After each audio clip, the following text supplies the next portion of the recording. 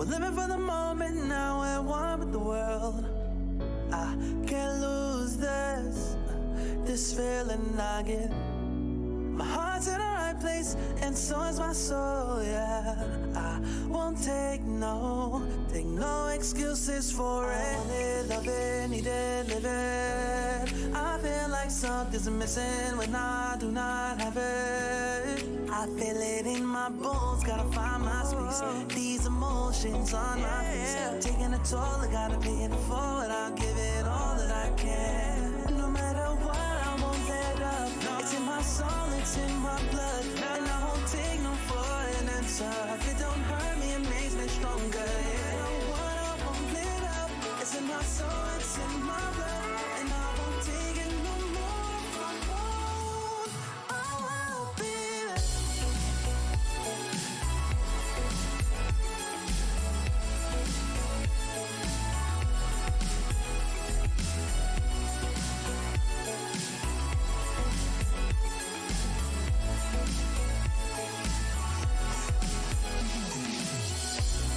Just leave it to me. I know what I need. You'll find if you see. And if you believe, you live and you breathe, you'll find the key. Lifting me, lifting you. Can't go alone, let's do by two. Doing this together, it's me by you. All through the night, all through the night. This is me, this is you. When we get together, we can all pull through.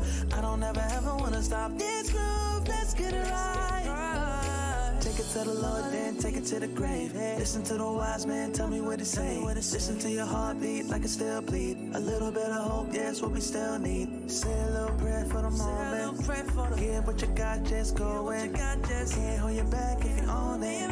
Live your life like you're chosen. No matter what, I won't let up. It's in my soul, it's in my blood, and I won't take no for an answer. If it don't hurt me, it makes me stronger. Yeah, what I won't let up. It's in my soul, it's in my blood, and I won't take it no more. I won't, baby. Just leave it to me. I know what I need. You'll find if you see. And if you believe, you live and you breathe, you'll find the key. Know what I need, I know what I need.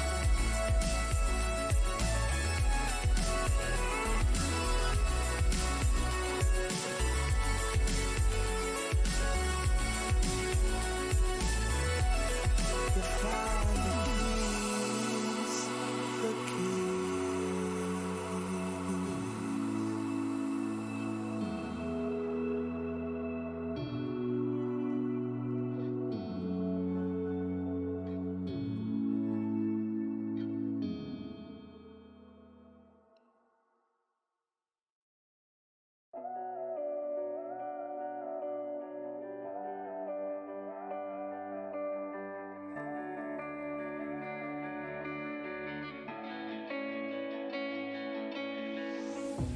Chasing love in an empty bar. Pour a drink till I make it past. The midnight hour seems to come and go, but I know. Walk on up with a drink in hand, sipping mixers cause you can. And all the lights begin to switch off. You're chasing the light, holding on for life, fading out, chasing the light, chasing the night,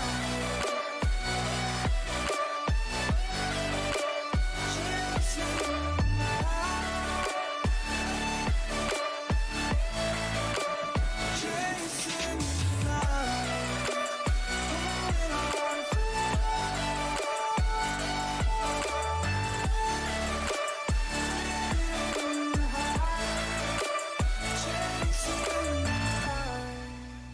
holding on for life, feeding the high, chasing the night, chasing the night. Hotel rooms and city squares, champagne bottles, drum and snare. The sights and cities seem to fall away when you stay. Locked in love for a night or two, losing sleep just to get a few. Day to day you wanna stay out, you're chasing the light,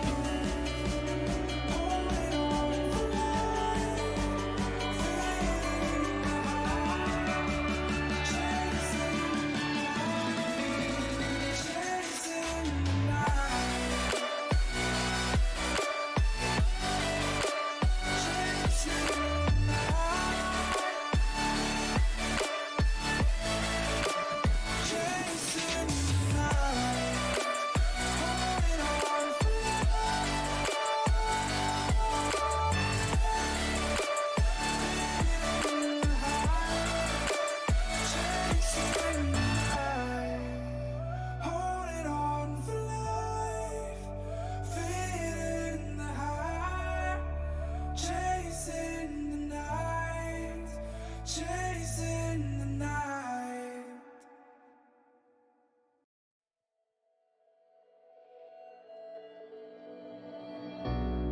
We're living for the moment now, we're one with the world.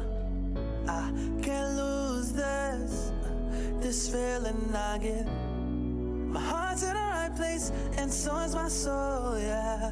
I won't take no excuses for it. Love it, need it, live it. I feel like something's missing when I do not have it. I feel it in my bones, gotta find my space. These emotions on my face.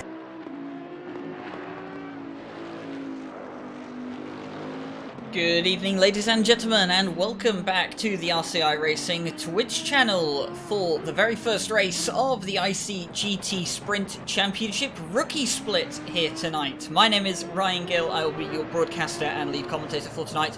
Joining me in the commentary box is RCI's social media manager, Thomas Crabb. Hello, and yeah, I am indeed the social media manager. I pain myself for the first few hours before any race happens. I find a nice pictures and give you all the information you need. So yeah, that's me. And if there's any spelling errors, that's my fault. I'm quite dyslexic. Anyway, yeah, rookie class. It's going to be quite interesting to see how these guys fare. It should be very fun to actually see these guys race each other, of course, and as always. And it's nice to give these guys the service of broadcasting this race as well as the rest of the championship. So yeah, looking forward to the whole season, really. Yeah, for sure. It's going to be interesting to see the rookie class and all the new guys that we have around here. But Thomas is not the only one joining me in the box today. I have brought over RCI's South African talent to give us some assistance here tonight. It's George Smith. Good evening, Ryan. Good evening, Thomas. It's a pleasure to be here once again at Laguna Seca, and this time with our rookie class. Like Thomas touched on, I'm amped to see what these new guys have to offer, and I'm interested to see how the season progresses. Yeah, for sure, it's going to be very interesting. We've had a slightly delayed start to today's sessions, and hence you will see that the practice time has about 21 minutes left on it. Do not worry, in about 6 minutes time we will be forwarding the session through to qualifying. Just a little bit of an entry list issue we had with both servers, but it's all been fixed now, and we are well, very, very close to getting qualifying underway for the very first round of the ICGT Sprint Championship. Of course, we're going to be here at Laguna Seca for the first round. We head to Spa next week. Then I believe we are heading to Suzuka, Bathurst, and Kyalami to end the season. I believe it's in that order. I will double check that. But yeah, so we're going to be visiting all the intercontinental tracks, hence the ICGT name. But whilst we are here and we're at Laguna Seca, George, what are you looking for tonight from some of these rookie drivers? Keeping in mind that a lot of these guys are going to be doing an ACC league, or just a league race in general for the first time here tonight. You know what? I'm just looking for cleanliness on track, to be honest, respecting other drivers is the first step in approaching any league, especially if you are a newcomer. And it's something that you learn quite quickly as you progress. The on-track respect is something that needs to be built up. You can't treat each other like they're just computer-controlled cars driving around. And I would hope to see some good respect being shown by the drivers on track, because if you approach it with that sort of mindset, it does just mean that when you do get that side-by-side racing, it doesn't just end in one corner. You get to see a battle going through. So, I'm not looking for lightning fast pace. I'm looking for some good racecraft tonight. Yeah, and continuing on that, George, definitely these guys, rookie drivers, probably would have seen the pro split and they probably would have seen the AM split, and there's something they can look up to. But those guys will have many more years of practice over what these guys will have had. So without throwing the car away and trying to get the fastest lap and winning the race, as you said, consistency and cleanliness is key. And within a year or so, couple years, they may find themselves up at the pro split. So they definitely have to take it easy now to get their name out there. Yeah, and I think that's a good point you mentioned, Thomas, is that these are people that we could see, in the higher splits, in a couple of years' time. I mean, it's not entirely out of the question that some of the people here tonight could potentially be fighting in the pro split in even as little as 6 months' time, depending on the dedication that they have to towards sim racing. And a slight correction I have to my calendar I put out just earlier. I actually had the following. Or the last 3 races in the wrong order. It's not Suzuka, Bathurst, Kyalami. It's actually Kyalami, Bathurst, and we finish the season off at Suzuka. And it's going to be Spa in 2 weeks' time. But of course, we're here at Laguna Seca. And this is probably the most, I wouldn't say the most challenging circuit on the calendar, but definitely a competitor for that. Yeah, for sure. I think that accolade is down to your own personal driving style, but for me, that has to be Kyalami. The weird lines there I'm not really used to. European tracks seem to follow the same kind of meta when it comes to getting the right line, but Kyalami's a little bit different, which is interesting, and I definitely have to work on it. But for these guys with the American circuit, they are going to have to be working hard to make sure they keep all 4 tires on the tarmac and not on the dirt. We were seeing that with the AM class last week. It was easy to go a little bit wide, hit a sleeping policeman and do something wrong. But so far, even in the free practice, we're seeing these cars drive within their limits mostly and keep the tires on the track. So hopefully within an hour we should see a pretty good race at the end, George. Absolutely. It's going to take them a little bit of time to adapt, I'm sure. Hopefully the guys have had some time to get some practice in, of course. We're going to be going over to quali shortly. But it is a difficult circuit. It is tight. It's narrow. It's not a long track at all. So it is a little bit difficult for them to really get the pace if they are making mistakes here. Yeah, so whilst we have a couple of minutes until we move forward to the qualifying session here for tonight, I thought it would be quite interesting for us to have a little bit of a review of the car spread that we have going on in tonight's split. So of course, on screen at the moment on the stream, I have the Intercontinental GT Sprint Championship car selection spread, and you've got the car choices for each split, and of course the total car choices. And one of the things that I was really happy about to see with the rookie split in particular was actually how even the spread of cars are. We have 5 McLarens, we have 4 Aston V8s, 4 Ferraris, 2 Porsches, 2 Audi R8, 2 Lexus, 1 Merc, 1 Bentley, and 1 Aston V12. Yeah, the split is absolutely fantastic. It's one thing I do really like talking about once we do the kind of lower splits. No one's trying to find the best car. They just want to find a car that they prefer, the best looking, the one that you can do the best paint scheme. It really adds some character to the field that we are looking at, George. Yeah, you don't want to see a cup car race if it's not a cup car series. So getting a little bit of variety out on track is always something that I like to see. I'm sad to see that we don't have too many Porsche representatives here. So, I'm going to have to maybe pick a new favorite manufacturer for this rookie season. Yeah, indeed. I don't know who that is going to be. Like, you're going to have to go against your very principles, although I think Jurek in the 307 is in the Porsche, and so that might have to be your choice of the race. And yeah, so now we are in qualifying. I'm not sure if that was mentioned already, but yeah, they have 15 minutes to set the fastest lap that they possibly can. Of course, track position at a track like Laguna Seca is absolutely key with the limited, well, you do have harsh braking zones, but then it comes with a lot of danger throwing it up on the inside or the outside, possibly getting your tires onto the gravel, whereas we actually see one of the Aston Martins there getting it a little bit wrong, as we are looking at Marco Jurek of the 307 Porsche. Lovely kind of mint, I was going to say mint green. It's more of a lime green, less of a grello. So kind of taking the hint from that Manthai Racing back in like 2016, but it's not quite there. Still looks pretty nice though, George. Yeah, a bit of a Monster Energy green. If it had some Monster stickers on it, that would go quite fitting. But this is, of course, Marco Jurek, our only Porsche contender in the series. So if you do see a little bit of bias coming out from me, I don't apologize for it. I am an avid Porsche lover, and I struggle to find love for other cars. So Jurek is probably in his C Kryptonite team number 307, going to hopefully gather my attention. Although I'm a little bit fickle too, so if you're a front runner, I might find those sort of names in my top picks when we go over to Spa in 2 weeks' time. Well, I mean, Yeah.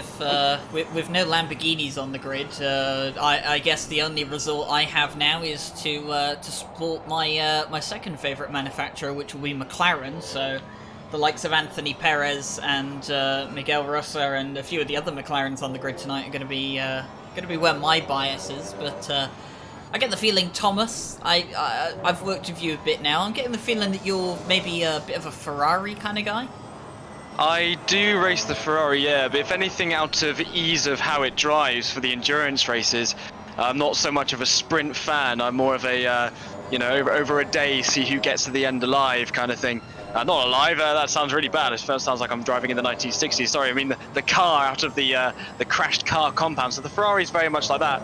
I tend to actually like these AM drivers, choose a car that not many people like to drive. Kind of taking us away from ACC right now, the iRacing 24 tomorrow, I'm driving in the Ford GT3 just because it's a bit different from everyone else. So when we had the Jaguar last week, that was most certainly my favourite. Yeah, I think we did actually have someone with the Jag in the AM split last week. Not entirely sure if you guys, because I think it was both you, George and Thomas, you were both commentating on the AM split, so you can probably correct me on that, but I'm pretty sure we did have a Jag in the AM split. Not entirely sure if maybe they had a sign out or not, but it was very interesting to see some of these strange picks. We had. Also, I believe it was in the AM and the Pro split, there was also an old generation Porsche, so not the second generation GT3 that is the one that we're looking at right here from Marco Jurek. So yeah, it is actually quite interesting to see some of these new picks, or not really new picks, but very odd picks. No one going for the McLaren 650S though. Not that I blame them, that thing is an absolute death trap alongside couple of other cars that people have preferred not to pick as well. And I Ryan, think that's not wrong. Oh, sorry, Thomas. I was going to say Ryan's not wrong. We were both here. Yourself and I had quite a good time with the AM split last week. So looking forward to the rookie action. Of course, the Jag got so much screen time just because it's a car that you never see getting picked, and it was driven around phenomenally and was running in contest for some good positions. So, you know, it is interesting to see some of the different cars getting picked up. I love to see it on the grid.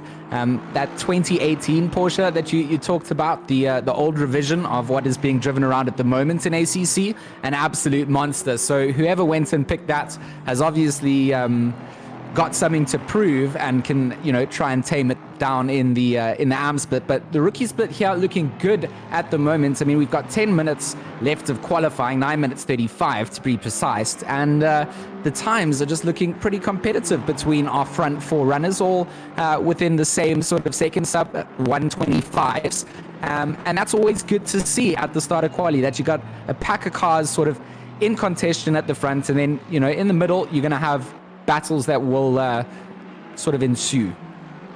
Yeah, indeed. I will quickly point out, we do know that George's mic is a little bit all over the place.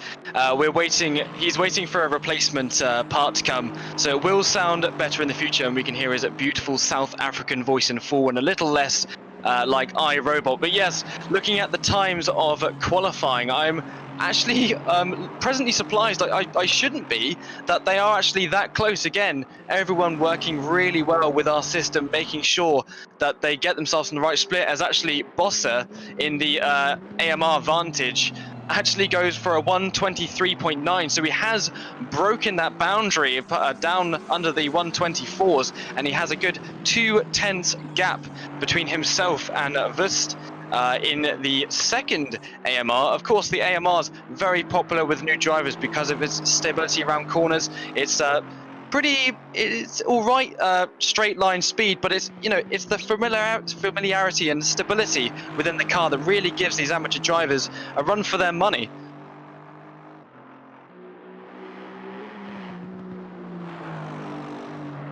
Lovely sound of the Aston Martin V8 as it goes past us here, watching it on the side, and as you said, it was Jens Bosse who went pole, and he is actually 0.4 of a second up until he gets to the corkscrew, and that's unfortunately going to be an invalidated lap, but he does still have 7 minutes and 40 seconds left of qualifying, so he can come out and go again. But if he is going to be going out again and regain those 0.4 that he was up on his lap, he's going to need them, because Tor Nielsen in the Lexus for Thunder Motorsport has just gone pole with a 123.5. Some of the rookie drivers here tonight have some good pace so far. Yeah, for sure, but that does mean that only the top three are within a second at the moment, so I think we're going to see quite a big field spread. But of course, that's what we come to expect when you're at a rookie class event. It's absolutely okay. This is for drivers, as we mentioned in the free practice, that want to learn their craft, want to race with other like-minded people, and we're absolutely willing to cater for those sorts of people. We wouldn't have our Pro, Silver, Pro-Am, AM events if it wasn't for people like these wanting to get into racing, wanting to get into ACC and joining us and taking part. So we absolutely thank all of them for that. And we'll need to mention at the same time is we are also streaming the silver class race over on our YouTube. That's RCI TV, I think it is now. I don't think it's RCI_racing. I think we changed that to make it look a bit more professional, and it does. So I'm quite proud of that, as we are watching Nilsson come round the last corner again in the Lexus. Lexus I find a little bit harder to drive, but it does sound absolutely fantastic. And he goes faster again, Ryan. A 123.352 for Nielsen, looking very, very commanding in that Lexus at the moment. And yeah, it is one of the more interesting picks, I think. It's not exactly an easy car to drive, but at the same time, it's not necessarily a difficult car to drive either. Kind of falls in that middle ground. But my word, is it a quick car if you can get it set up properly. And Nielsen at the moment seems to be doing pretty well in it. We're looking at Daniel Bourne, who is part of the GT Series Last Unicorn team at the moment. He's in the Bentley, the sole Bentley that we have here tonight, and he has unfortunately just invalidated his lap.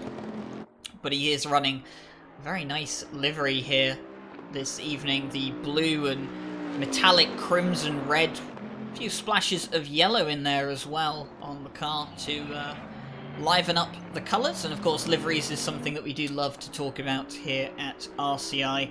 We could probably make an entire podcast talking about racing liveries, and that actually does bring me on to my other point, is that we do have a podcast out, the RCI Radio Podcast. The first episode went live this Monday, in fact, and you can catch that at the moment on the YouTube channel, and we're doing our best to get it up on Spotify and iTunes as quick as possible. But of course there are loads of clearance checks that we need to go through before it can be authorised on those platforms. But it is on YouTube, go check it out after the race if you feel like listening to George, myself, Jesse Lee and Paul Jeffrey from Race Department ramble on about all sorts of things that have happened in sim racing and of course the return of real life motorsport as well. But stay here for now, we don't want you going anywhere. We want everyone staying here because in just under 5 minutes time we're going to be getting underway for the first race of the season here in the rookie split for the ICGT Sprint Championship. Yeah, of course, waiting for the last minutes of qualifying and then onto the race always makes me the most anxious. You know, kind of waiting for that first corner and seeing how everyone gets away after that formation lap. Just, I need it to happen sooner rather than later. I always hate waiting for it. It makes me, oh yeah, as I said, anxious. I don't really like it. And this livery right here is definitely my favorite. I haven't seen all the cars, but I can already say straight away that this one is pretty fantastic. That white and blue, and then the different kind of shade of blue with the kind of grello mirrors, absolutely fantastic. I love the look of it. It seems a lot of these guys have put a lot of work into making sure that when they watch the streams back later, or whoever is watching them really knows who they are. You know, it's not like every day they get live streamed and put up on Twitch and YouTube and all the other such and stuff, especially with live commentators as well. Again, I'd like to say it's great service that we're giving to these guys. I wish when I first started sim racing a few years ago that I was given the opportunity as well to watch myself race at a circuit like this, George. Absolutely. I don't think that I've really had much limelight from shoutcasters or commentators before. That also might have to do with something about my pace. You know, normally I'm at the back of not even rookie class, so yeah, it could have something to do with it. George is far too kind when he talks about his pace. This is something you'll find out about Mr. George Smith. He likes to talk down about himself and say he's very, very slow, but believe me, he's not as slow as you might think he is. He was actually on the back end of Pro for one of the South African series he's been competing in. So don't take everything that George Smith says to heart. He knows what he's doing around here in ACC, particularly in the Porsche. But as we get towards the end of qualifying now, it is Tom Nielsen that leads the way with a 1:23.352. And Jens Bosser is realistically the only one who looks like he's had the pace to challenge him here today, but he needs to find over 0.6 of a second, Thomas. Yeah, it seems to me like he keeps getting a bit more pace, but then he'll throw it away. It's mostly now it's been the corkscrew, but it's kind of a shame because I definitely think during the race we'll be seeing these two, you know, battle it out for the hour, you know, with the mandatory pit stop as well. Qualifying is not everything. By the time we get half an hour into the race, we could see these guys, you know, qualifying pace doesn't amount to everything. You could be the most fantastic hot lapper, but over the course of an hour, you could be falling down to 10th place, you know, losing a second or so a lap just by making little mistakes here and there.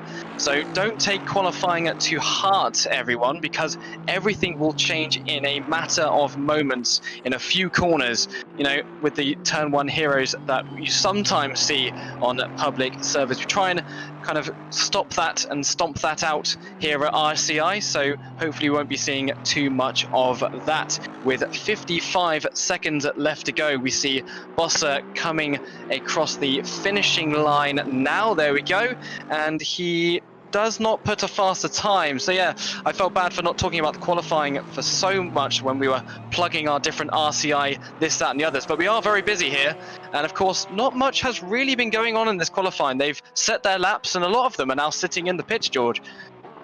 Absolutely. You know, sometimes it's about getting out, you've done your quali, you're happy with your sort of time that you've done. You don't mind starting in the mid-pack. You know, you've got time now to just tweak your race setup. You can always go out on the circuit as well. Just throw it around with full fuel. Just make sure that your tire pressures are feeling okay with, the current quali settings. So, yeah, I think it's okay for them to do this.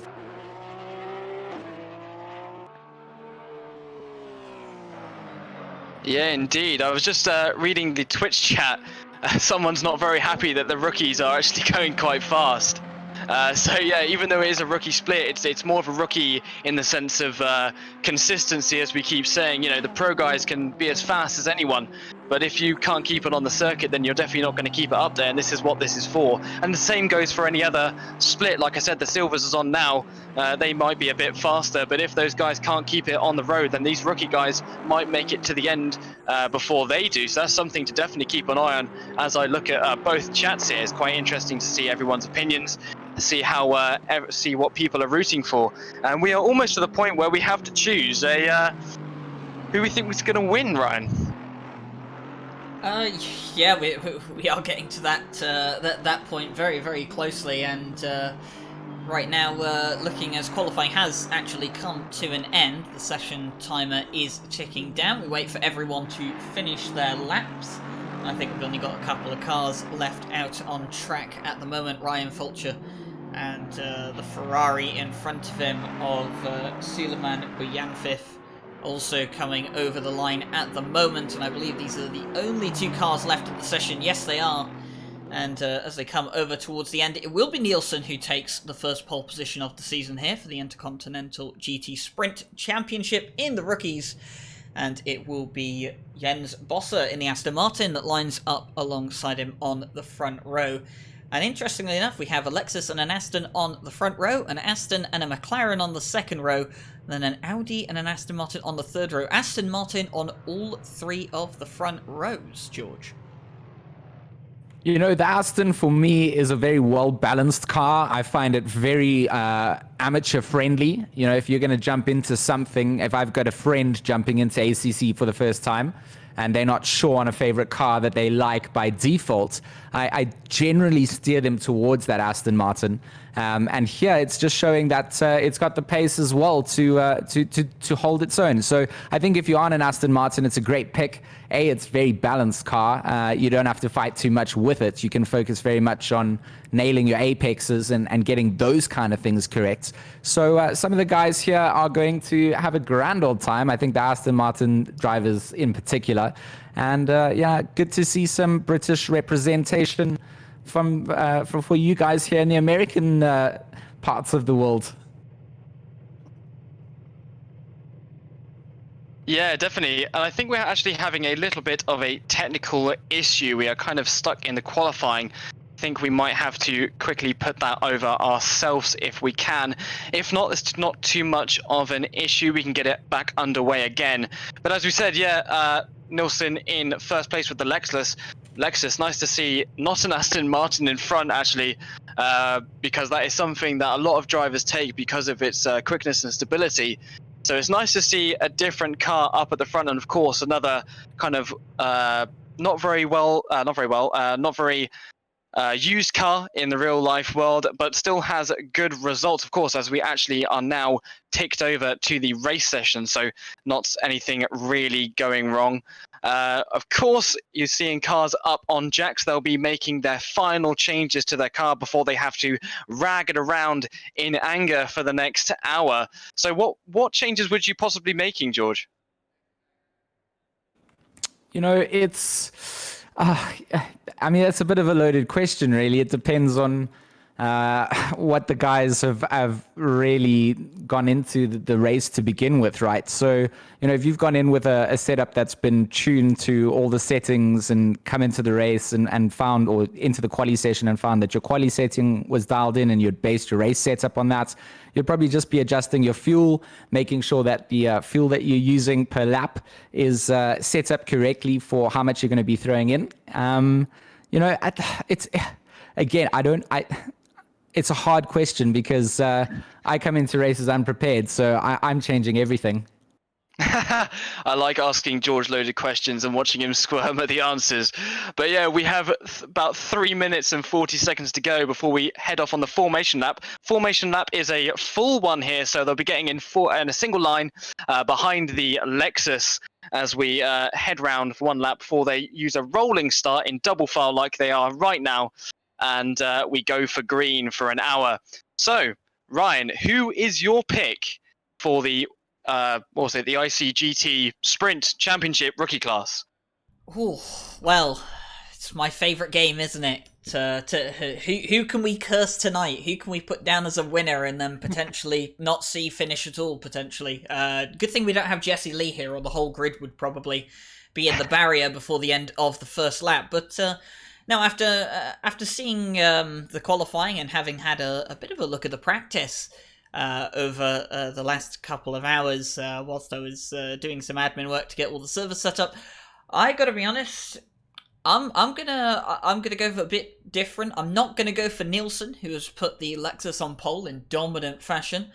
I'm actually gonna go for Mr. Ben Hun in the McLaren behind.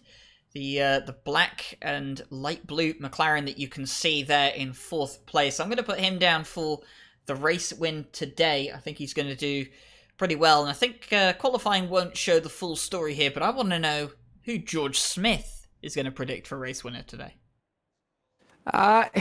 Tough question, Ryan. I gambled on what I would pick earlier on, and I'm going to go with my guts. It has absolutely nothing to do with car choices at all. But Marco Urich starting in 10th, driving the number 307 Porsche. That will be my top pick. Absolutely no bias at all, though. I just like the 10th position. All right, okay. So I normally like to go for an underdog. I would normally pick someone like Hun that George had picked. But I like choosing a car that's a little bit different from the rest of the grid. And I don't normally pick the leader, but I most certainly am going to pick the leader. I like how he drove. I like how he was in practice. And I think he can definitely pull off the win. And I'm most certainly probably going to commentators curse him because that's what I've done for the last 2 races. So I apologize for the future Nielsen, but I'm picking you. Well, with our drivers condemned to their fate, it is almost time for us to get underway. You may have noticed that on the leaderboard we have on the left, there is an amber block next to the driver's number. It's actually to the right of the driver's number. And you'll see it has a little 1 in it. Well, if you don't know what that means, it means that there is 1 mandatory pit stop required for that driver before the end of the race. The drivers can choose to take fuel or tyres. They do not have to take one or the other. It's completely down to them. So they will be choosing... at the moment, they'll be setting up their pit stop strategies for exactly what they're going to be doing come the middle of the race, but that amber block will turn green once they have served their mandatory pit stop. And of course, we don't have a pit window here either, so they can take it whenever they like. Yeah, and that definitely adds some strategy to the whole, hour race, as well as keeping on track. You have to be thinking about, are you going to lose time behind these guys? Are you going to be catching back markers?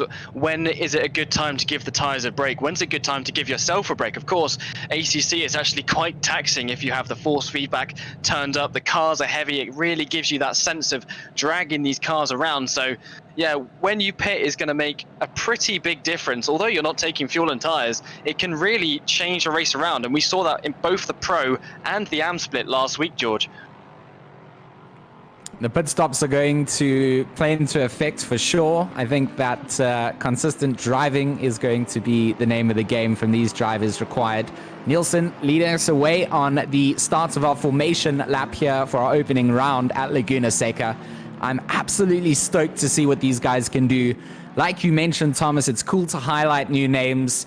It's incredibly fun to be here with both yourself, Thomas, and Ryan, of course, who is doing our incredible camera work as well as commentating on the race as well. So I'm excited to see what these guys bring to the table, and it's a mixture of cars. It's again been mentioned. It's something we don't get to always see. New picks, new cars, new drivers, and a circuit we've seen before, but every race is going to be different. Yeah, and as they are coming around for the formation lap right now, Nielsen will of course lead them around as fast as the little widget will allow him to. And just a quick point on what you said, George, you know, with new names as well. It's kind of important that we put this out there that, you know, we like to be able to host races for everyone, no matter the level of quality that you have, whether you're a pro driver, an alien driver, Pro-Am, Silver, Am, or whether you're a rookie like these guys here as well. We have something for everyone. We like to we like to be open to everyone as long as you're a clean and safe driver. You don't need to be fast, and it's kind of a joy for us to be able to show some of these drivers on stream more often because they don't get the screen time they probably deserve. And these are kind of the true heroes of the sim racing community, the people that aren't aliens, the people that aren't competing for esports championships, the people that come down on a weekend to just do some fun sim racing. They make up the majority, and they're the people that we're covering tonight.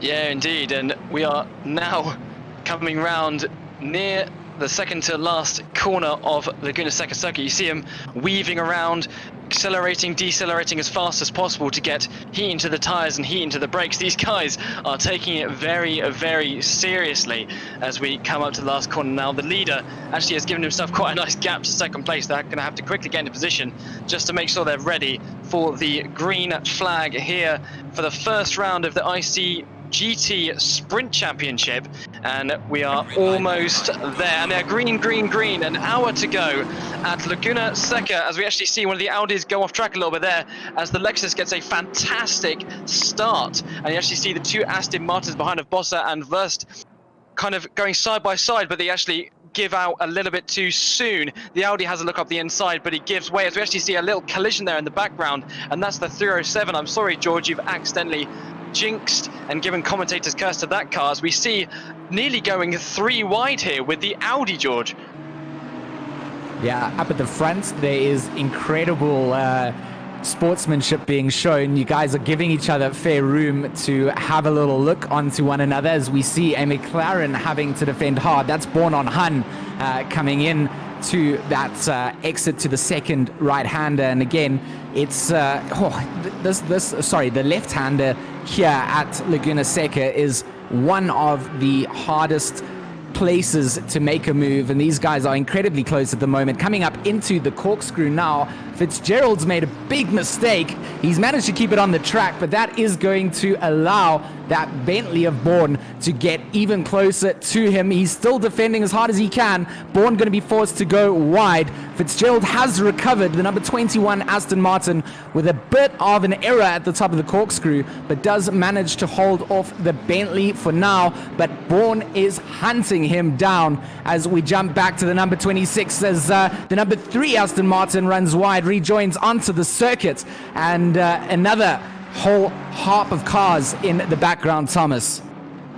Yeah, it's absolutely amazing to actually, that first lap was, in all sincerity, much cleaner than the AM race that we had last week. So absolutely fantastic job. Round of applause all round, and some fantastic battling as we see Rosa go up on the inside of that blue I think that was Perez. Then actually, as we are now looking at Adam Woodford actually kind of holding up the two McLarens behind him in the brightest of pink Aston Martins I've ever seen. And again, that's McLaren of Perez is trying to get back past Rosa again, so the 85 and 57, as they're both actually still trying to get past this Aston Martin. He's up on the inside now as they come up to the Rahal straight, but he lets way and he actually hits the sleeping policeman on the inside. That's something that I said you really do know what to do, but once you're looking behind you and you're not really concentrating so much on the apex, it's so easily done, Ryan. Yeah, it is. It's a tricky corner to get right, and of course if you're trying to go too wide into there, it's just not going to work. And we've actually just seen one of the Ferraris, I think that's Olivier Hamu, who has just spun around. Not entirely sure if that was an incident there between the two Ferraris. We'll have a look at the replay at the moment. It is Suleiman Bianfif in front and Olivier Hamu behind. So Bianfif goes very deep into the corkscrew. Olivier now trying to maybe go around the outside, but they're actually quite far away from each other. Oh, and Olivier just catches BM5 way too quickly, and unfortunately just taps the back of the 26 Ferrari. And it looked like the number 26 wasn't too affected by that. Hamu, of course, losing out big time.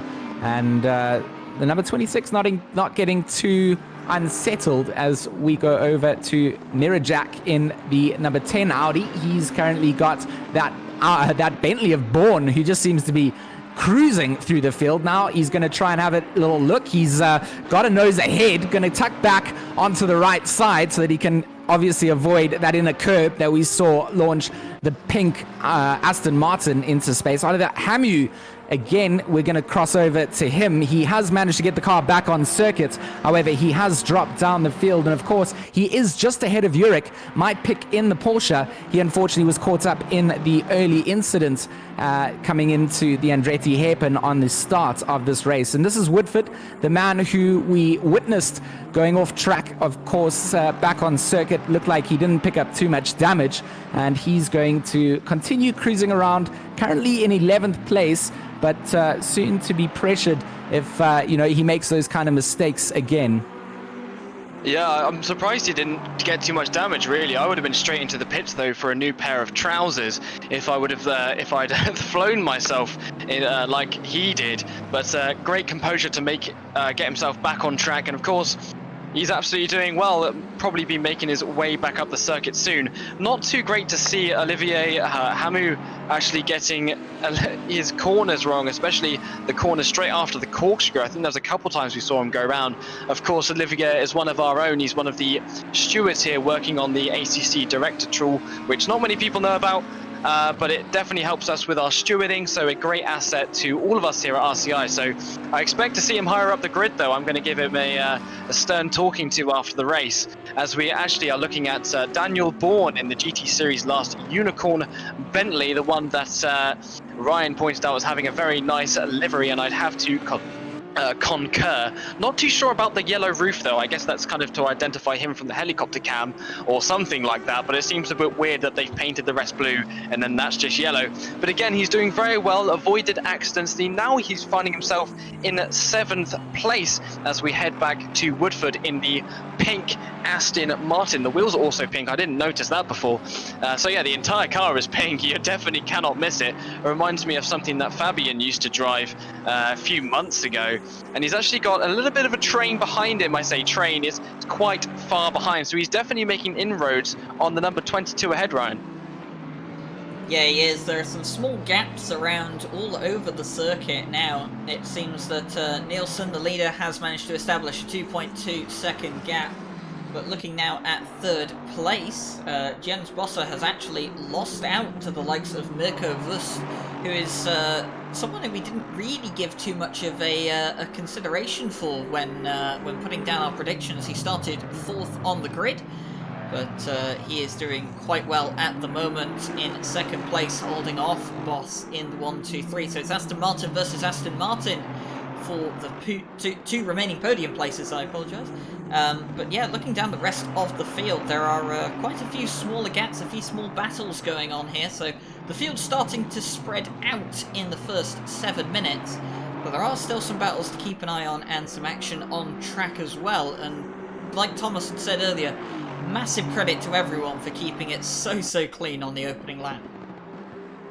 It's almost a shame. I'm looking down the list now. Fulcher has completed his mandatory pit stop, but must have ended. Oh, as they almost collide, Bosse has to get out of it. We knew there was going to be a battle for the front, but I didn't know it was going to rage on for so long. But anyway, Fulcher in the number 3 Aston Martin, involved with a collision at the start of the race, has got his mandatory pit stop out of the way, but during entry of the pit stop, he went too fast, and the game, or the game stewards have decided to give him a stop and go 30. He has now completed that, so he can now concentrate for the next 50 minutes on making sure that he is consistent and fast to see how far up the grid he can go. Of course, he is still in 18th place with Walker behind him, only 19 people in this rookie class, which is actually pretty good for them, as you don't want to be stumbling over each other like we were seeing in the AM race, possibly, you know, that many cars that we had. Not too great for a shorter circuit like Laguna Seca. And as we actually watch Worst going off the track again, of course, these guys, like we were discussing in the qualifying and the free practice, they're fast, but their consistency is not quite there. So I'm seeing the guys in the comments, oh, as they both go off the track, and Bossa actually brings it up on the inside on the straight, and Worst has to bring it back onto circuit, get back into the slipstream, and he has that work all to do again, George.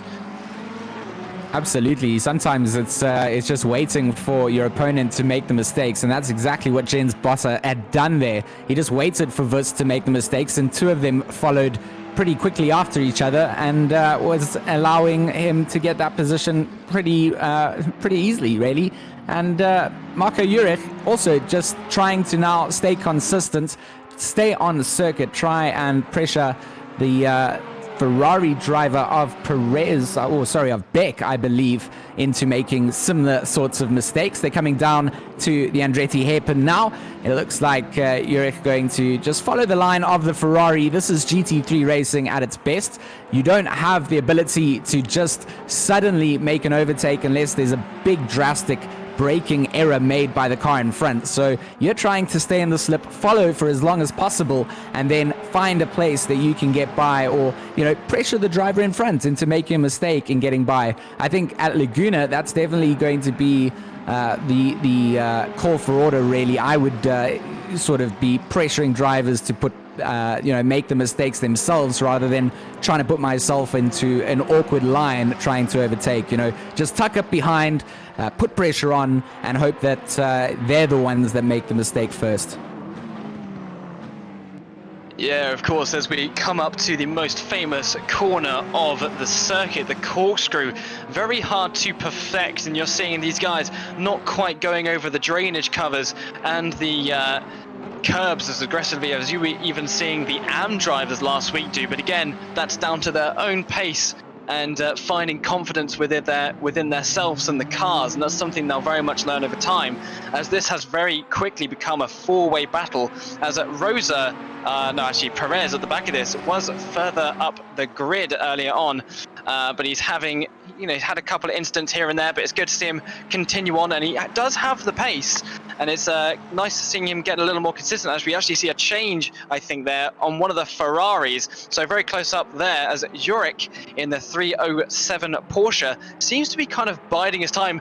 I see him avoiding the sleeping policeman there. I don't know if he actually saw the Aston Martin go flying off the circuit, but he definitely knows that they are a big issue. He knows to stay away from them, so very smart driving there, and he's definitely going to adjust his driving line for the next time he goes into a corner, and there he goes perfectly into the apex, as we watch the two Ferraris almost very much Scare-Electrics kind of track each other, as he's trying to get as much draft as he can going into that corner. You see, the first car moved a little bit, and the second car moves right along with him as the Porsche tries to break the draft to that McLaren, Ryan.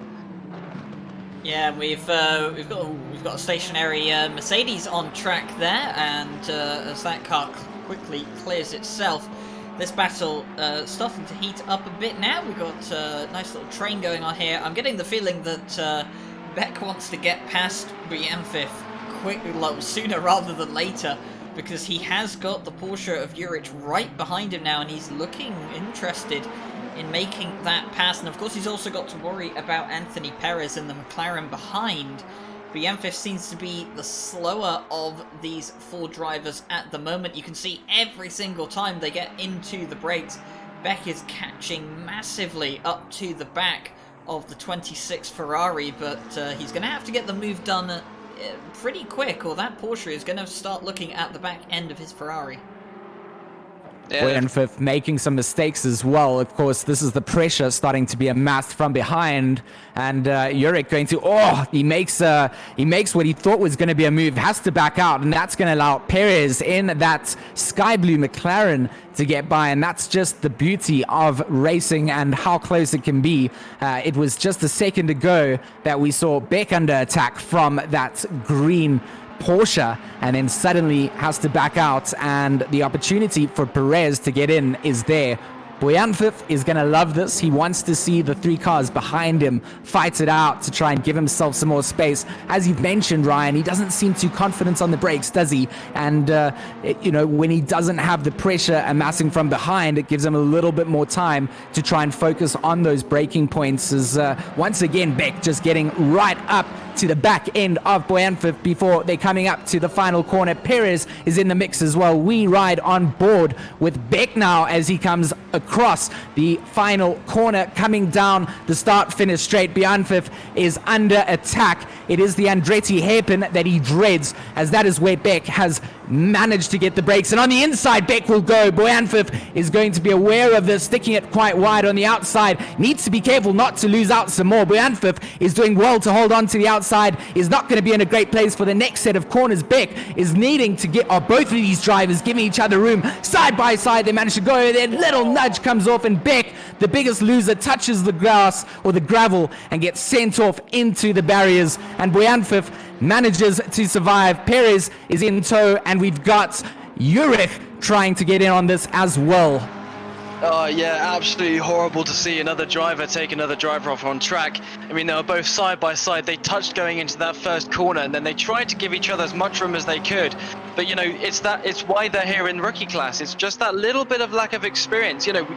People are saying that they have the pace to be an AM. Yeah, of course they do, but they don't quite yet have the racecraft, and it's for that reason is why they put themselves down here. They know their own skill level, and they know where they should be placing themselves. So that incident is something that they're going to watch and relearn, and when we come into the next round, they're going to be absolutely on the ball and learning a little bit more every time, and that's exactly what we want to be seeing. And the pros do exactly the same, rewatching their races with our broadcast as well as their own saved replays to make sure that they can do better every single race, and that is what we like to see here at RSI as Perez edges closer and closer to Boyan Fifth in the number 26 Ferrari. He has actually managed to do remarkably well in that Ferrari, considering all the pressure he's been under. He's been hitting his apexes, he's been defending to the best of his ability.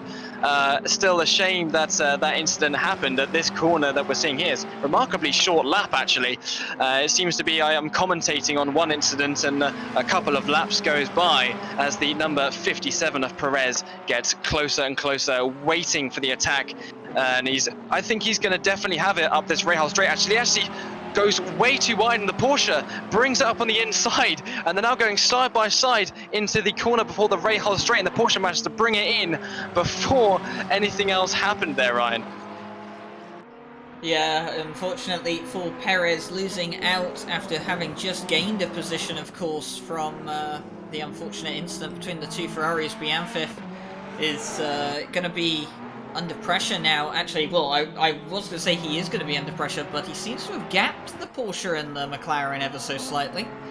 And, of course, all incidents are looked into post-race for this championship. We do not have any live stewards for this split in particular, but any incidents need to be reported by the driver, and they will be looked at by our stewarding team post-race. So yeah, quick update for you. Nielsen still leads, gap of 4.5 seconds. Bosser in second, Vust in third, Fitzgerald in fourth, and it is Applestead in fifth at the moment in the Lexus. 2 Lexus and 3 Aston Martins in the top 5. So far, we have 17 minutes of this race down, 43 to go. Marco Jurek is not letting off at all onto the pressure that he's putting onto Boyan Fifth here. Boyan Fifth, of course, had the pressure coming out from the Ferrari early on, so he is not new to this kind of pressure in the race. He's got 42 minutes to try and endure this kind of thing. He could also elect to go into the pits under these sort of circumstances, right? If you've got unnecessary pressure coming in, or even Uric or Perez could, maybe dance into the pits to get themselves into some free air if they feel like they've got the pace. But, it seems to be that Bojanfif just has that consistency nailed down. Like, might not have the fastest lap out there, but he nails his apexes and he makes sure to put his car into defensive positions when he needs to. And, the likes of Uric not able to really get on by, although seemingly having quicker lap times. Yeah, it does seem to be that way. And yeah, as you said, do you make the call to come in this early in the race? Of course, doesn't make too much difference. You will be using the same set of tyres if you're going for the fastest possible time. There's no real kind of use for the second set because these GT tyres will make the hour. They'll go even longer if you ask them to very, very nicely, give them a couple of biscuits.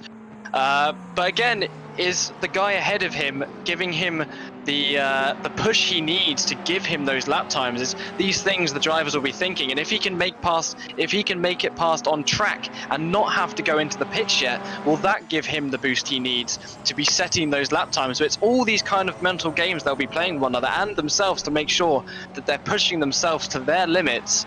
Is what makes you a winner of this kind of race, Ryan. Yeah, it is. As we go on board with the front splitter cam right now, we go up the hill. You can get a real understanding for the elevation changes around here at Laguna Seca as Juric coming up to the back of Bojanfif. Now we come into the corkscrew. You see the sudden drop the corkscrew has here, closing in on to the back. I think that's actually a back marker. Yes, it is. It is Nick Cole just ahead of these two. So just about 20 minutes into the race, and even the guys this far down have got a bit of traffic to deal with. It's going to be interesting to see how they deal with it. Is Nick Cole going to make this difficult for them, or is he going to move over? You see the Ferrari switching to the inside, get a bit of slipstream off of the McLaren. The Ferrari needs all the slipstream it can get with its straight line speed problems. As we come down into turn one now, he's going to have a look on the inside. Is he going to have the room? No, not quite. And he is going to have to switch back. Oh, Bojanfif has actually gone onto the sand on the right-hand side of the circuit, and he's actually spun out as he's come back on the track. And he's given the position to Juric and Perez, and unfortunately, we are robbed of a great battle for 11th place. Yeah, all the hard work. Sorry, go on, George.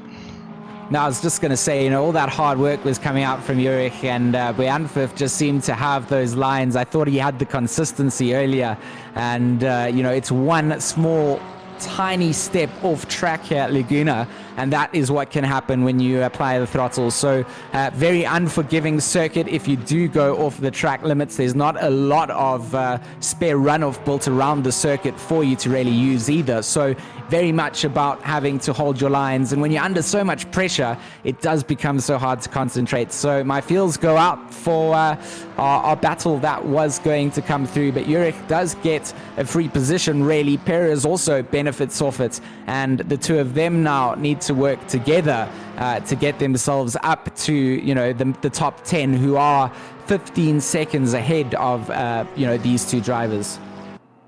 Yeah, and I was going to point out for that as well, during that first corner, the Porsche of Juric showed his nose up on the inside, and that really flustered the Ferrari. So I'm definitely going to be watching the 307 Porsche in future races in this championship, because he's showing some potential when it comes to racecraft and, putting your opponent into difficult positions that forces them to make mistakes. Of course, clean racing is what we absolutely love here, but there's always that sense of pro driving, as you get more aggressive going up the classes here at RCI. I've said it right this time, not RCI. That the moves that you're pulling are getting harder and harder. So putting the nose in there, giving them a little bit of a flash of the lights, and doing all of that stuff to make your opponent have that first incident is definitely something that I regard as really good racing.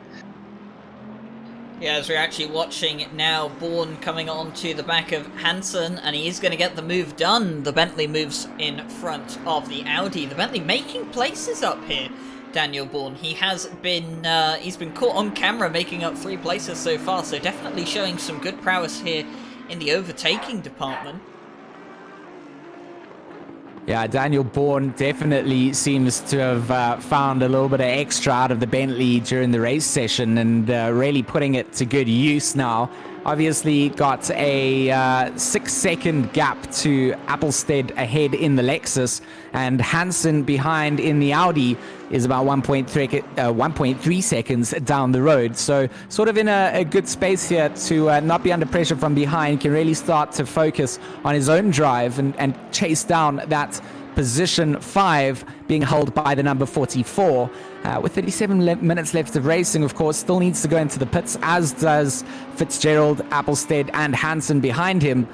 So, you know, like Thomas mentioned, you don't see too many guys going in too early. I think the mindset is sort of, let me get sort of halfway in and then go into the pits and see where things are. If I don't need to go in, I don't need to do it now, as we switch over to Miguel Rosser in the number 85 McLaren. Of course, he is the man now to be challenging the Ferrari that we saw spinning off track under pressure earlier. That's Boyanfiv, who has dropped down to 13th. So Rossi here in 14th will want to, try and capitalize off the mistakes that Boyanfiv might have now ingrained into his mind. Once you've made an error in the middle of a race, it's a big mindset thing to try and get over it. And I think that goes to show the differences in some of the classes as well. You know, if you are new to racing and you're not quite in the right mental space, that kind of thing can really affect you as the race progresses. So hopefully that doesn't happen, as we see a sideways Aston Martin belonging to our 3rd place driver, Jens Bosser. He's obviously had a bit of an incident coming out of the corkscrew, managing to get it back on circuit and pointing the right way, Ryan.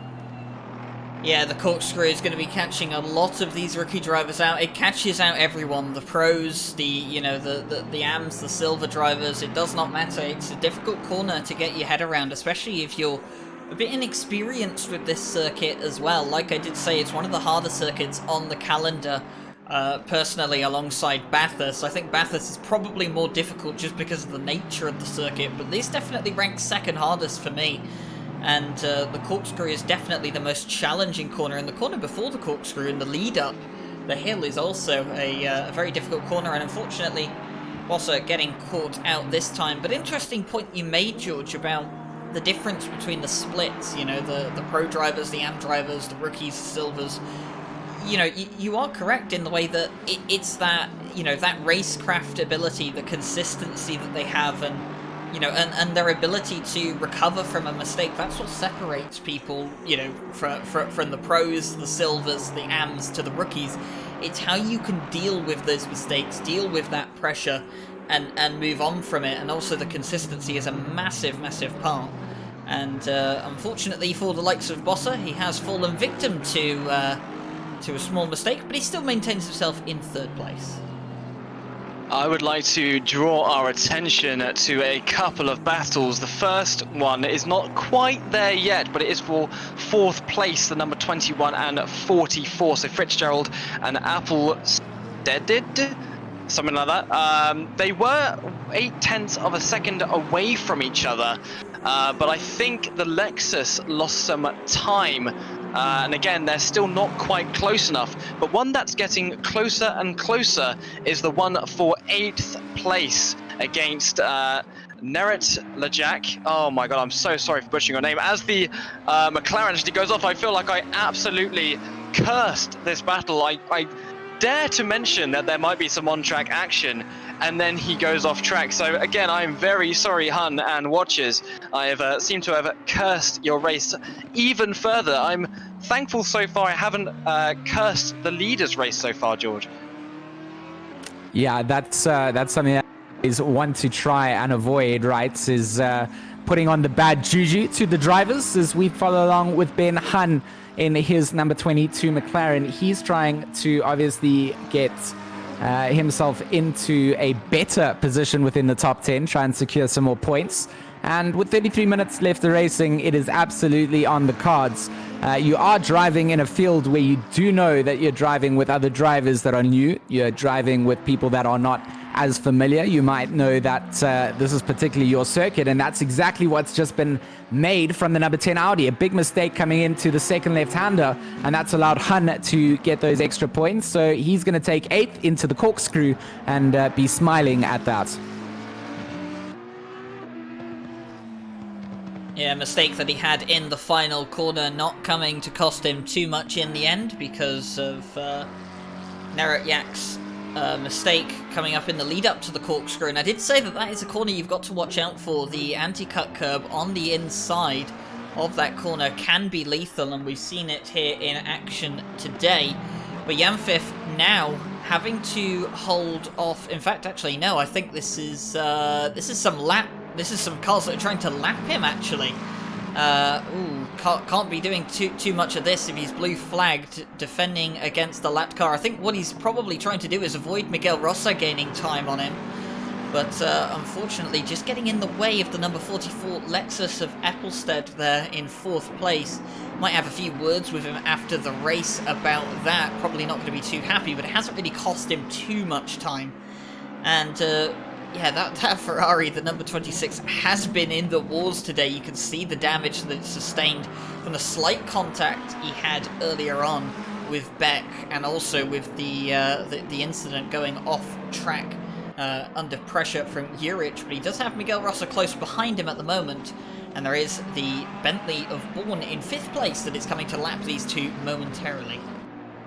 You know, Ryan, I think that sort of case can be made from Yamfif's sort of point of view there. I know that he was being blue flagged, but at the same time, he had so much pressure coming in from Rosa that he couldn't exactly just move out of the way or make the required room to allow the leader through. So I think, maybe extending it a little bit long, it would have to go to a post-race look. But, having to do his best not to lose out to Rosa. And, of course, with Bourne now coming in to lap him, hopefully, the same pressure isn't there from Rosa now. So this is where you would hope to see him not fighting with someone like Bourne, allowing him to get through rather easily as, he doesn't have the same pressure from the McLaren. Yeah, definitely, and that's definitely going to help his case. And he actually he can be shown to let the faster guys go, as we've just seen right there. And I actually have to say the McLaren pulling up behind the one of the race leaders, I think it was in 4th place at the time, the number 44 car, as we have actually seen the leader of Nilsson come into the pit. So at the moment he has provisional not pole position, 1st place, as I think the Ferrari actually just lost traction at the corkscrew. So yeah, we are now jumping with the number 14. Again, his lines absolutely really good, as we've just hit halfway of the race, and that has gone tremendously quickly. Sorry, as I was going to make my previous point, the McLaren following the guy in 4th place to try and overtake someone that he's battling. Oh, as he accidentally crashes into the Audi. I don't think the Audi quite saw that he was there. The Audi goes wide on the corner, aiming for those apex, and the Lexus takes a much tighter line, and that was an accident waiting to happen, George. Very difficult to kind of see who to put the wagging finger onto, really, there. Nielsen did have the look quite aggressively on the inside. The case would have to be argued that the car was not going to be slowed down and turned fairly enough to be alongside another car. So it's a bit of a tough call. Of course, Nielsen is our leader when it comes down to on-track position and having completed his mandatory pit stops. Currently holding 6th place down, but everybody in front of him still needs to go in and serve the mandatory. Not something you want to see. You don't want to see two cars, shunting one another at all. And, going into future races, hopefully that can be highlighted, that it's not necessary. You need to make sure that there's an adequate place to pass. And because we've got post-race penalties coming out, these guys have to be prepared for, stern words when incidents are reviewed and penalties are handed out. Yeah, now we are looking at the Audi that he had hit into, or that he hit into one another. I think it's kind of a racing incident there, being provisional pole and being the guy who's been up front. I think you kind of expect the blue flag to be shown, and you can kind of forget that you've taken your pit stop and you are down in 7th, 8th place, and it can get kind of confusing as a leader when that does happen, and it does lend itself to making a later pit stop, because once you pit, you aren't stuck behind slower drivers than yourself. Not to say that his strategy was wrong, but possibly could have been avoided if he had done that mandatory pit stop towards 5 minutes left of the race. But he had full control, being in the lead, to do it whenever he wanted, and possibly something he's going to have to take into note for the rest of the races. Actually see the Audi take a tighter line that time, because I don't think he wants that to happen again. So very, very unlucky for that Audi there. Of course, quite like to see the guys in the rookie class going with the Audis. I think, for my personal taste, quite hard to drive but very fast cars. To see them to jump into those cars, and the same with the Porsche, and give it all they've got, I think is absolutely tremendous, Ryan.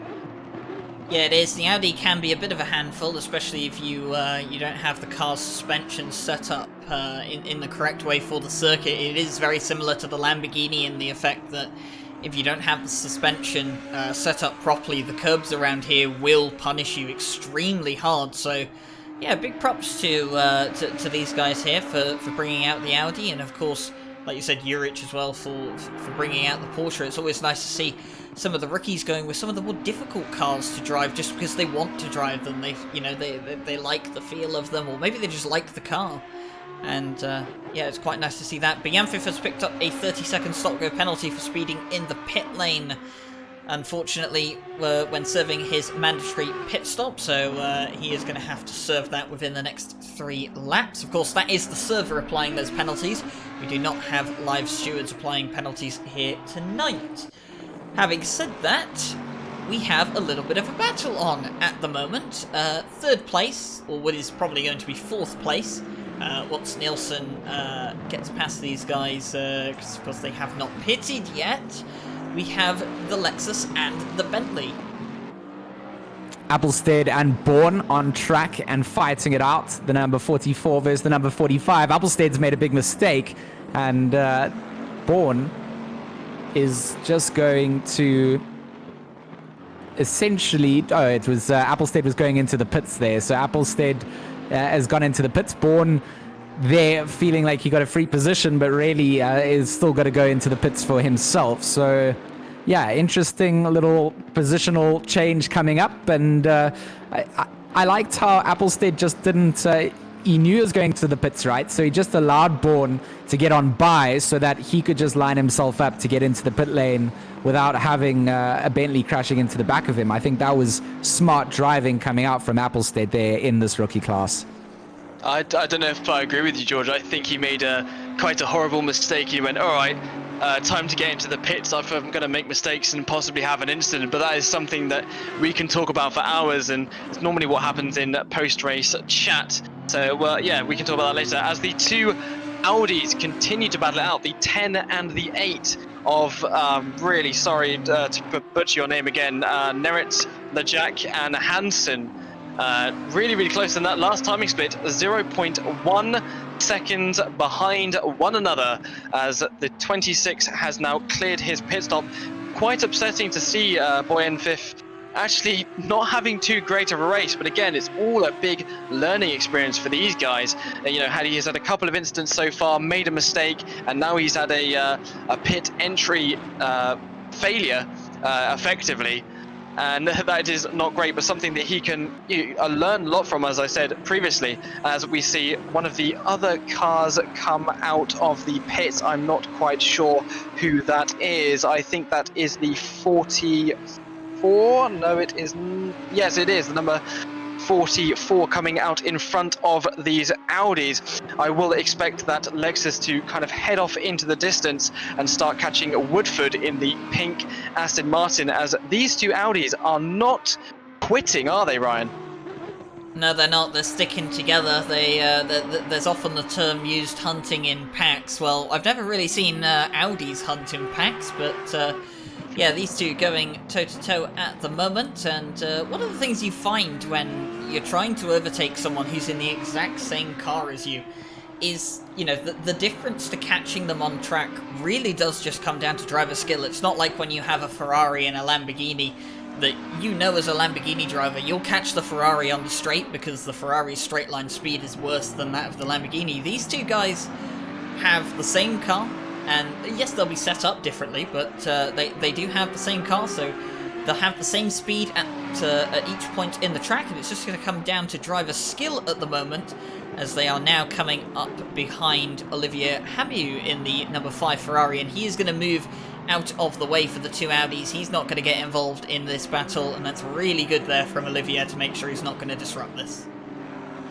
Niraj Black and Hansen obviously driving those equal beasts, as been pointed out, but it will be interesting to see. I would guess they're favoring obviously the high downforce here at Laguna, so not really too much in terms of top end. Hansen will have the slipstream effect, of course, the air being punched in front of him by Niraj Black. Oh, that is a horrible rejoin coming in from, I believe that was Boyanthif in the Ferrari, coming across the circuit in front of leaders approaching, and absolutely awful bit of rejoin and a great bit of driving from our rookies here to avoid contact and continue racing on unaffected. So our battle for 8th and 9th is still going to heat up. I think it's been put on ice. I think the Ferrari going wayward across the track has kind of put Hansen off a little bit, but he will get back onto the back of Niraj Black in just a few.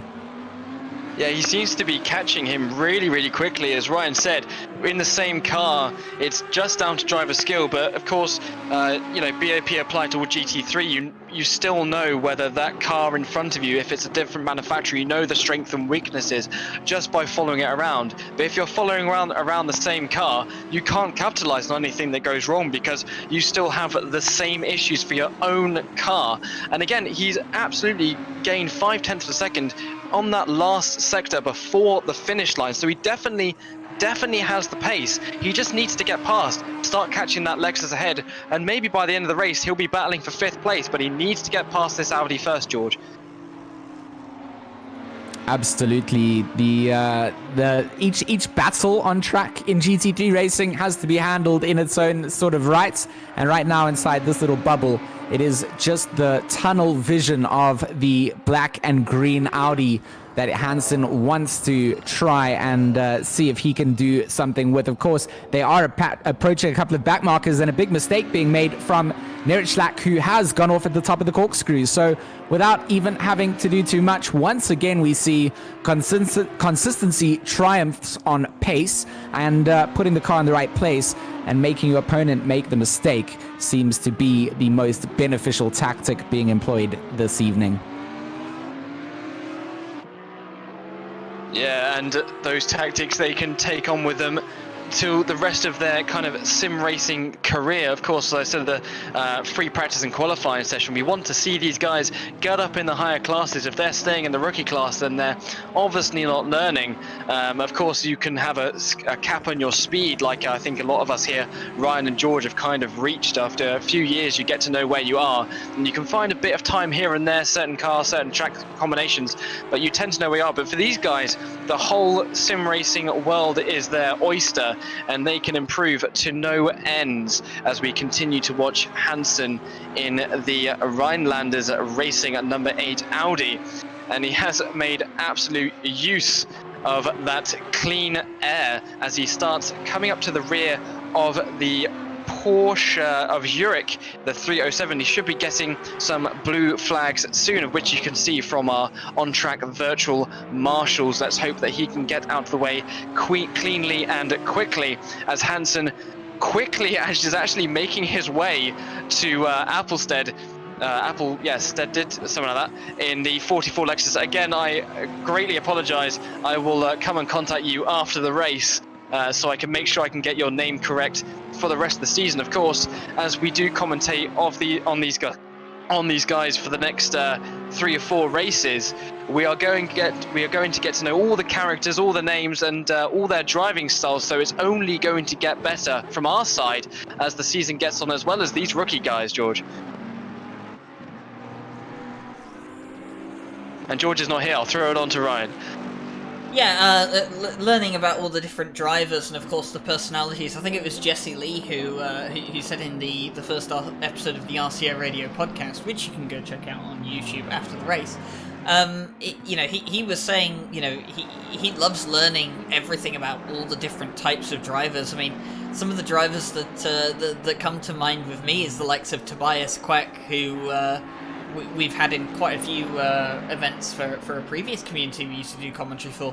I mean, he's one of those drivers where you know it's him the moment you see that car, because it's constantly flashing its lights as Daniel Bourne is going a bit wide onto the sand and the gravel. Not entirely sure what apex the Bentley was aiming for, but hasn't lost any places out of it, although the Lexus of Nielsen behind is about to make a move, but of course Bourne has not yet served his mandatory pit stop.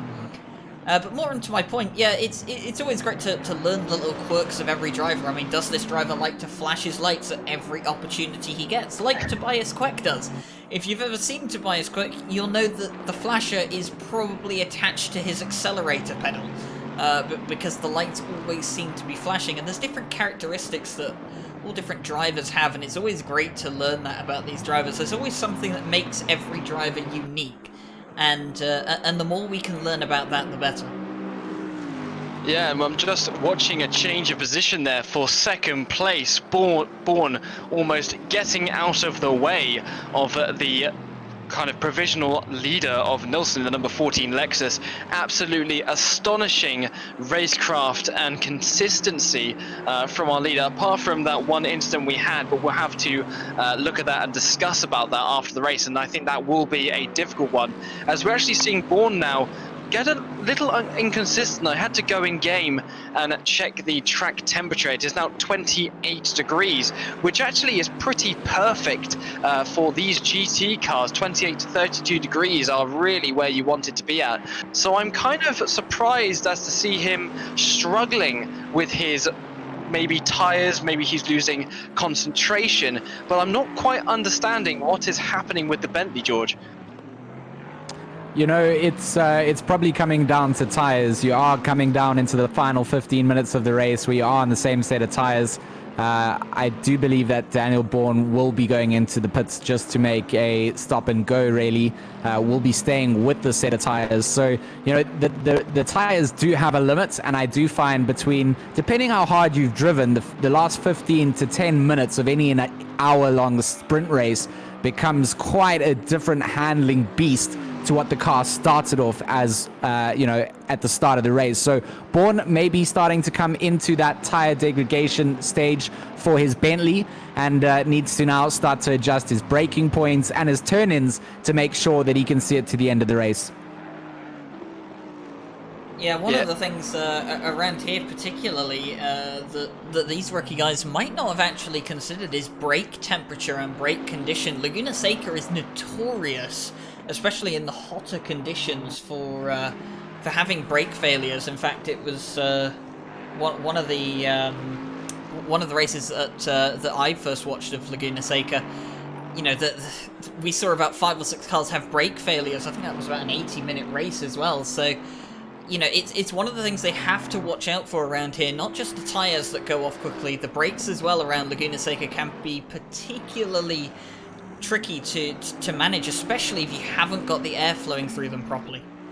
Yeah, if those brake ducts aren't correctly dialed in, you may be finding yourself with squeaky hot brakes that are no longer slowing down that heavy mass of Bentley coming around at the moment. So Bourne now going to duck into the pits. He currently holds down third place, but that's going to change up. He, of course, wants to go and have a clean pit stop now, doesn't want to pick up a stop-go penalty, doesn't want to have a case where he's selected the incorrect strategy, they throw in fuel or anything that's going to hold him up for too long. He's going to park the car, the engine's going to have to switch off, it's going to go up onto its jacks, and then hopefully be able to drive out of the pit box. So Daniel Bourne has come to a stop, and it's quite a long stop at that, Ryan. Yeah, some fuel going into the car. The car hasn't gone up on the jacks for a tyre change. That definitely wasn't 30 seconds. So just having fuel in the car but obviously not not just a couple of litres, definitely a bit more than that. So Daniel Bourne will now come out onto the exit, and he will rejoin the race, and it looks like he'll rejoin in 4th place. Yeah, and as we look at our list now on the left-hand side, 15 left of the race. I think we started with 19. Someone could correct me on that after I'm done, but everyone has completed their mandatory pit stop now. Wurst coming in on the same lap as Bourne from the 1st place at the time. He's now dropped down to 2nd. At his last sector, he did have 30 seconds on the leader of Nilsson in the number 14 Lexus, but it just wasn't enough. 40 seconds was needed to get him in and out of the pit, so he is now 10 seconds behind the leader, and unless Nilsson does something catastrophically wrong, I think this is an easy win for the guy. Well, we know how it goes. The moment you call something easy is the moment it all starts to fall apart, and that's one of the things that Nilsson will have to keep in mind. You can't get complacent. You can't just start to think to yourself, well, it's all over now, I've got this in the bag. We've got 12 minutes to go, anything can happen. He could get involved in an incident with a back marker, could entirely, you know, have an accident coming into the corkscrew, and, you know, you put it in the wall, that's it. It could be race over, or pretty much will be race over, if you need to do any damage repairs. So yeah, Nilsson's got to he's got to keep the car on the road for the next 12 minutes, which, you know, is much easier to do around here than well, it's a lot harder to do than it is for me to just say it. I don't know if something happened to the 2nd place of Wurst as well. At the last sector, he lost 3 seconds on the leader on Nilsson, so not quite sure if he had a back market in the way. But as you said, it's not over until it's over, and you see that checkered flag, the smoke from the crowd, and the fireworks, which is a little hard to see. Now it's quite bright in the daytime. It's kind of silly to let fireworks off in the daytime anyway. It kind of ruins the spectacle, and they cost you a bit of money.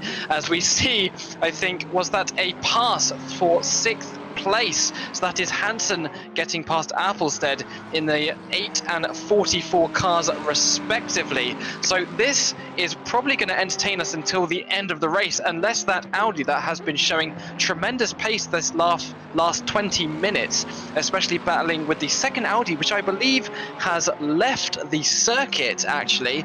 You know, this guy can definitely pull some great moves. It actually throws it up on the inside of the 33 McLaren, who very kindly moves right out of the way on probably one of the hardest corners of the track. It's very hard to not hit the sleeping policeman on the inside there, as we saw very early on in the race. But the 8 is absolutely driving away from this Lexus, George. The you know, I don't want to say just driving away. I think Applestead still has the ability to dial Hansen in here. He as the follow car has the ability to now read what Hansen is doing, but that final corner was most certainly more advantageous for Hansen's exit. Applestead still needs to keep his head down. This is the last 10 minutes. This is where the real push comes in. They call it a sprint race, and you got to do it for an hour, but it all comes down to the final minutes. You have to get your car across the line. You have to finish the race to pick up the points. And 6th and 7th place here, a battle that we would like to see all the way to the very line, of course. Hansen, though, is doing a phenomenal job in his number 8, and I'm a big fan of his Iron Man themed paint job that he's got going for his Audi here on track. And Hansen it's only just gone 10 o'clock in the morning, so these guys before lunchtime has kicked off have managed to fit in a quick hour-long sprint race in their rookie class here at RCI Racing. If only it was that easy in real life to just jump into any car of your choosing and do a lap around Laguna Seca just before, you know, kind of the second breakfast is ready in the Lord of the Rings case. And yeah, absolutely watching these guys drive around for the last 50 minutes has been absolutely tremendous. I thought I wouldn't enjoy it as much as I did with the AM, but I've been proven wrong, and it's been absolutely amazing as we continue to watch the number 8 of Hansen in the beautiful, kind of, as you said, Iron Man Audi. I was going to go for DHL, but I thought that was a bit too corporate for my liking. So I definitely prefer the Iron Man thinking there. Something that we can possibly watch later tonight, as Fitzgerald is a little bit further up the circuit. I'm kind of looking up and down to see where the battles are going to come out, but of course the number 8 and 44, and 44 is actually getting closer and closer. Sorry, the phone is going, so I'm going to pass it over to Ryan. Yeah, Hansen, who did get past Applestead, is now slightly under pressure from the 44 Lexus, and you can actually see the 307 Porsche of Jurich in the background. Jurich not having the best of races, just outside the top 10.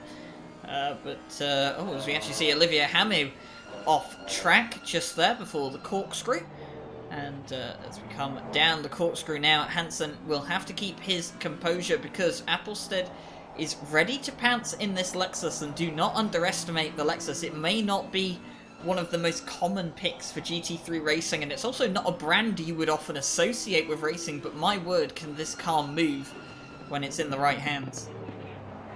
It does struggle a little bit with tires, though, so Applestead might be on the very end of his rubber set here and trying to extend as much life as he can. But like you said, Ryan, look at the hunt coming in from the Lexus. Is he going to put a nose towards the inside? He's not quite there to do so coming into the Andretti hairpin, but definitely has closed down the gap that we saw Hansen hold on the previous lap, and this is exactly what we want to see, Thomas.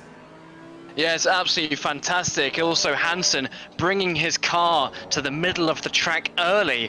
So he had track position when the Lexus went to go and have a look on the inside, and he had to back it out. Some great racecraft from these two guys, and it's exactly what we want to see moving up into the AM class. I think pretty much after the season is done, we can see these guys pulling up and up and up, and when they get that consistency up. And these two guys here, Hansen and Applestead, have been doing that absolutely just well done. Congratulations to both of you. It's great to see you here, and I'm thankful for racing with us at RCI as we come down into the corkscrew, and both the cars now are aggressively making sure they get themselves over those curbs. Not quite like we were seeing in the first 10 minutes of the race, where cars were kind of dodging the apex a little bit to save each other some space so they could battle out without having too many instances. But now that's well off the table with nearly 5 minutes to go. They are very much aggressively going over every curb, trying to gain every tenth that they can, because of course every position here is points that they need for the end of the season. This isn't just one race.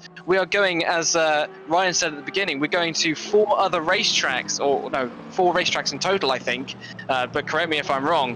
And you know, this battle right here could be the deciding factor of where they place at the end of the season.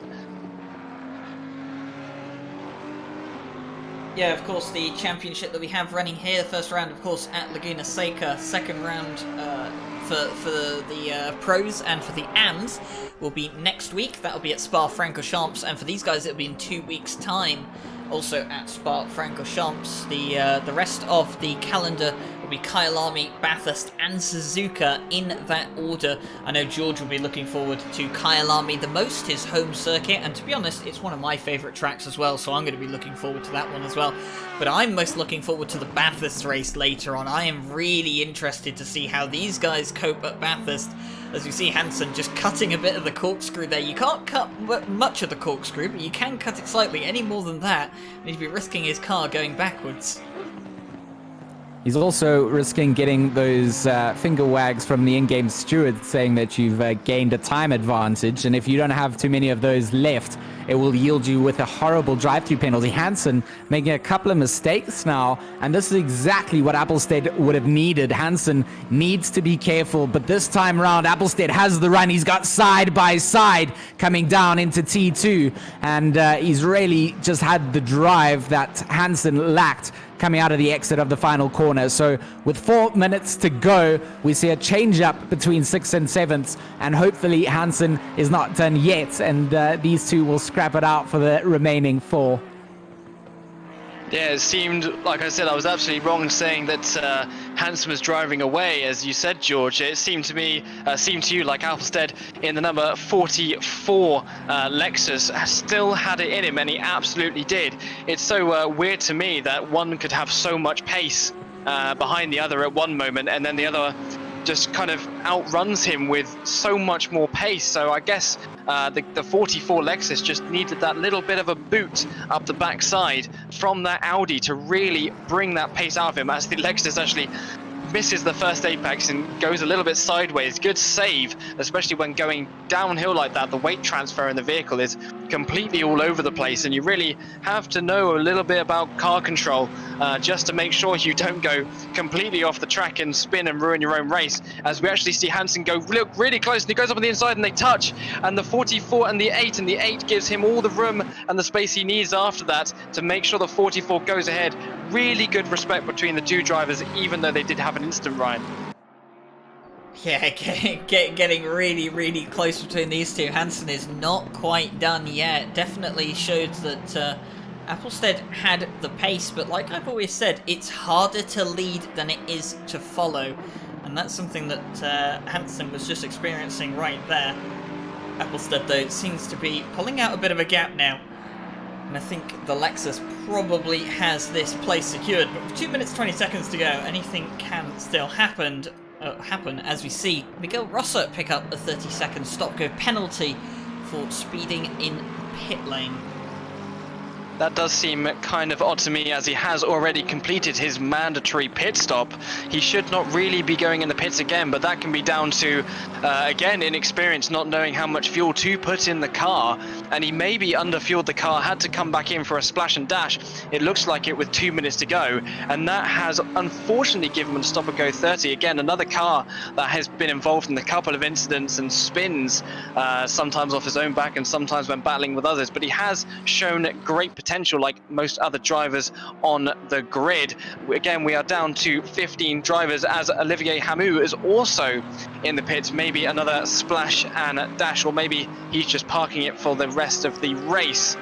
Who knows, maybe giving away positions, not giving away, but being blue flagged for the majority of lap isn't too fun. But he has done well to keep out of trouble, as in fact he does come back out again. So that kind of leads me to believe that these guys have not put enough fuel in the car, George.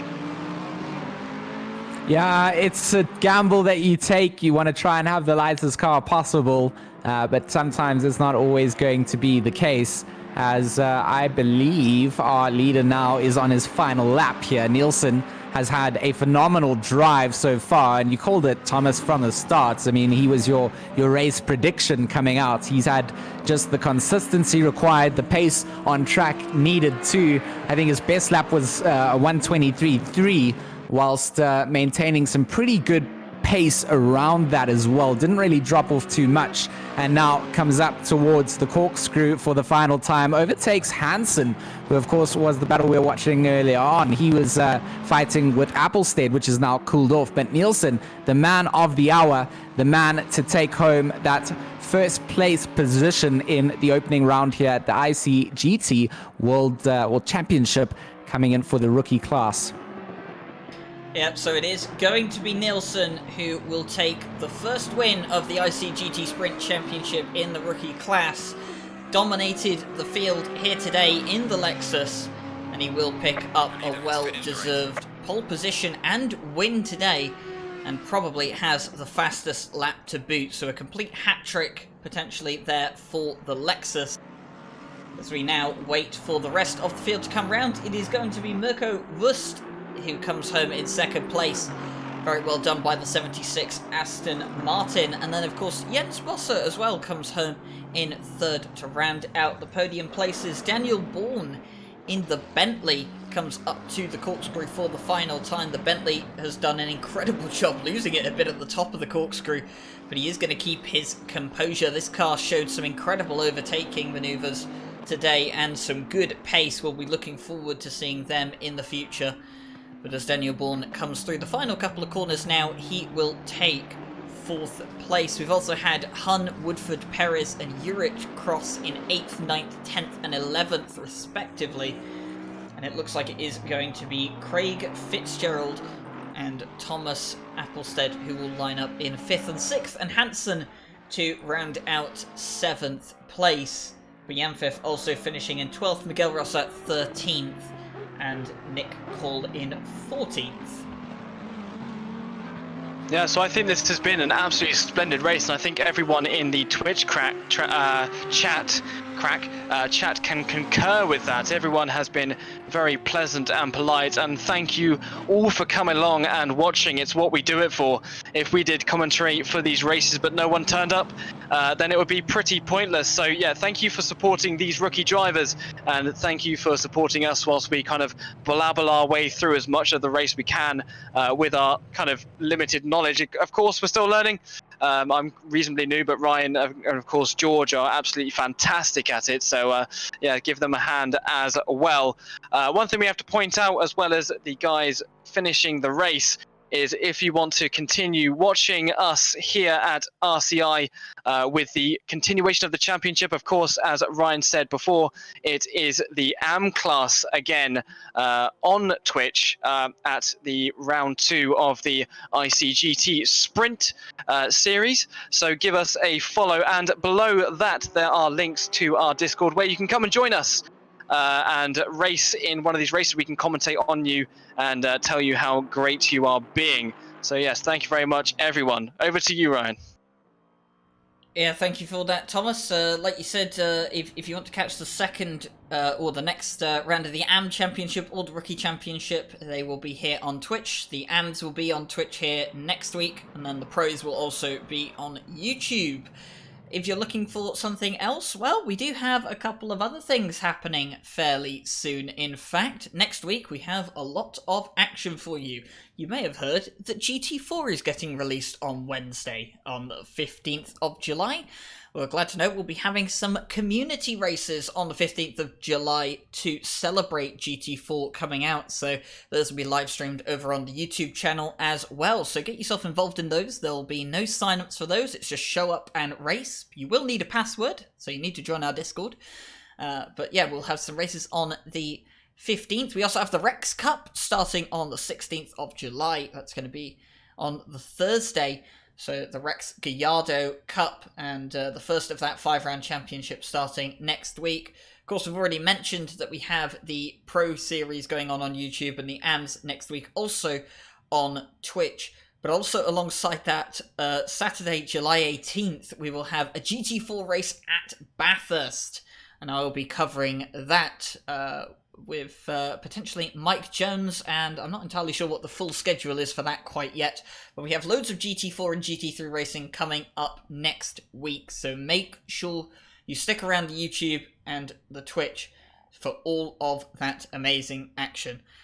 My name has been Ryan Gill. I've been your broadcaster and lead commentator for tonight. I've been joined by Thomas Crabb and George Smith, who have done a fantastic job alongside me here today. And the RCI Racing Twitch channel will be back next week for the round 2 of the ICGT Sprint Championship with the AM Split. We hope you have a lovely evening and enjoy your day.